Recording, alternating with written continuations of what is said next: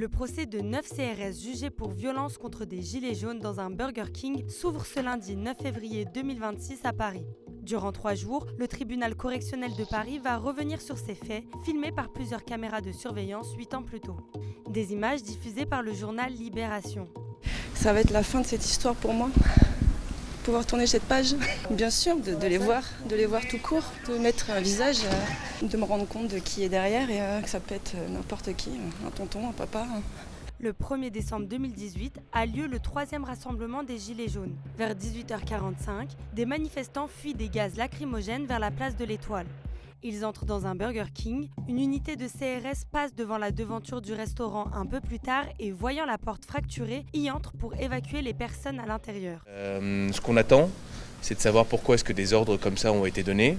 Ce qu'on attend, c'est aussi de comprendre pourquoi il y a eu une telle violence entre une partie de la population française, qui est là, présente, représentée, et des fonctionnaires de police qui ne demandaient pas non plus à vivre ça c'est indéniable.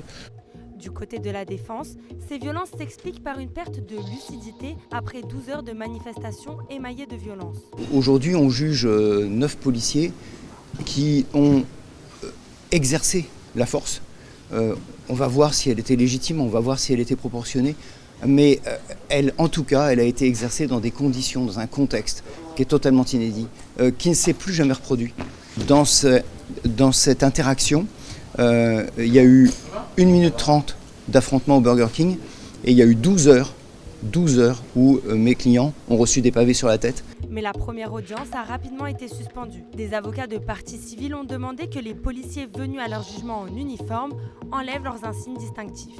Ils sont venus en uniforme et évidemment c'était stratégique. Il y avait une volonté de montrer que les fonctionnaires de police ne sont pas des justiciables comme les autres.